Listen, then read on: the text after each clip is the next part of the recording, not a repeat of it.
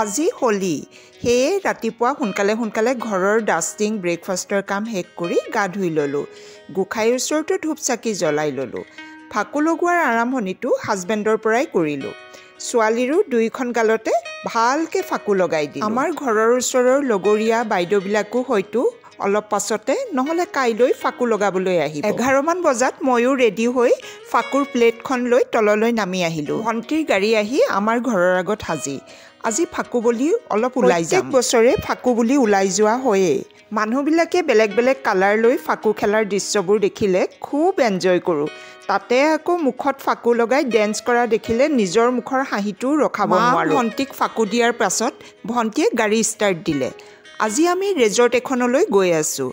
বাইদেউ আৰু সৰু ভণ্টিহঁত আমাৰ আগে আগে গৈ আছে। ঠাই গতিকে হোলী খেলাৰ কোনো চিন্তাই নাই। যিমান হোলী লগাব খোজোঁ লগাব পাৰোঁ। গাড়ীৰ পৰা নামিয়ে প্ৰত্যেকে হাতত থকা ফাকুৰ বেগবোৰ ইটোৱে সিটোৰ মুখত দিবলৈ সাজু কৰি ল'লোঁ।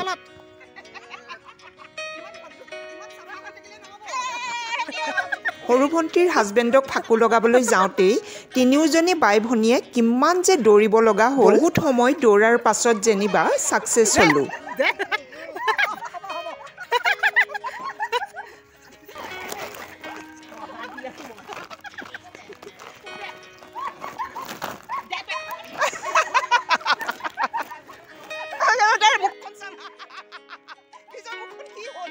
গোটেইবোৰৰ মুখত ফাকু লগোৱাৰ পাছত ৰেজৰ্টৰ ভিতৰলৈ সোমাই আহিলোঁ। সোমাই পৰিৱেশ দেখি বৰ ভাল লাগিলে। গছ-গছনিয়েতো ভৰিয়ে আছে, বটিং কৰাৰো ব্যৱস্থা আছে। কোনোবা দুজনমানক আকৌ মাছ ধৰিবলৈ বৰশী বাই থকাও দেখিলোঁ। ভিৰ ভাৰত থাকি দেখি সকলোকে আমুৱাইছে। পাছত গৈ সকলোৱে এনেকুৱা পৰিৱেশেই ভাল পায়হি। ৰেজৰ্টখনত থকা বহুতকেইটা কটেজৰ ভিতৰত এই কটেজটো পানীৰ মাজত বনাইছে। ইয়ালৈ আহিবলৈ বাঁহেৰে এখন ব্ৰিজো বনাই দিছে। মোৰ পাছফালে থকা বগা ৰঙৰ বিল্ডিংটো বনাই হ'ল যদিও ইণ্টেৰিয়ৰৰ কামবোৰ চলি আছে। অলপ দিনৰ পাছত ইয়াত থকাৰ ব্যৱস্থাও হ'ব। এই কটেজটো পানীৰ মাজত হোৱাৰ কাৰণে মোৰ খুব পচন্দ হৈছিলে। কিন্তু কোনোবাই আগতীয়াকৈ ৰিজাৰ্ভ কৰি থৈছে। ফাকু খেলিবলৈ ব্লেক ড্ৰেছ, হোৱাইট ড্ৰেছ কৰি গ্ৰুপ হৈ লাহে লাহে ভিৰ হ'বলৈ ধৰিছে। এইফালে সৰু ভণ্টিৰ বেবীয়েও ফাকু খেলিবলৈ হোলী ড্ৰেছ কৰি আহিছে। সি এইবাৰ ফাৰ্ষ্ট হোলী খেলিব। মাজে মাজে মাক দেউতাকৰ মুখত হোলী লাগি থকা দেখি ভয় খাই কান্দেও। সময় যোৱাৰ লগে লগে মানুহে ৰেজৰ্টখনত যথেষ্ট ভিৰ কৰিলেহি। তাতে ডাঙৰকৈ বাজি থকা হোলীৰ গান শুনি গোটেইবোৰে নাচিবলৈ বহাৰ পৰা উঠি বননিলৈ আহিল। আমি বাই ভনীকেইজনীও কিন্তু পিছ পৰি নাথাকিলোঁ।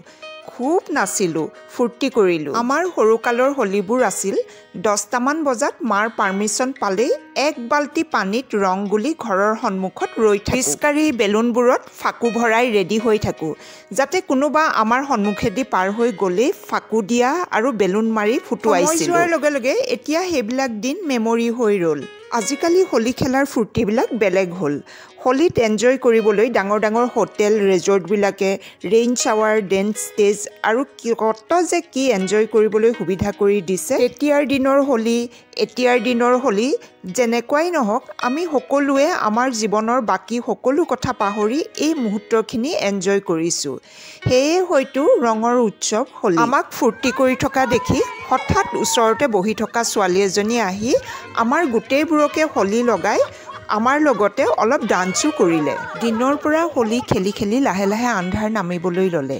কিন্তু আমাৰহে হোলী খেলাৰ উৎসাহটো নকমিল। ৰেজৰ্টৰ চাৰিওফালে দিৱালীৰ নিচিনাকৈ লাইটবোৰ জ্বলি উঠিল। মানুহৰ জীৱনত ফূৰ্তি থকাটো খুবেই জৰুৰী। ফূৰ্তি থাকিলেহে যিকোনো নতুন কাম কৰিবলৈ মানুহে উৎসাহ পায়।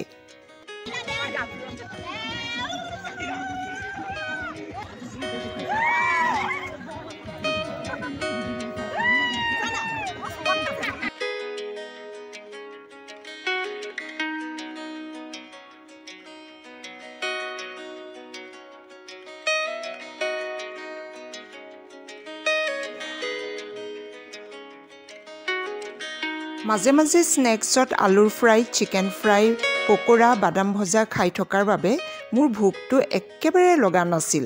খোৱাৰ অৰ্ডাৰ কৰা হ'ল যেতিয়া অলপ হ'লেও কিবা এটা খালোঁ। ঘৰলৈ গৈ কুহুমীয়া গৰম পানীত ভালদৰে মূৰ গা ধুই গৰম চাহ একাপ খাই শুই থাকিম।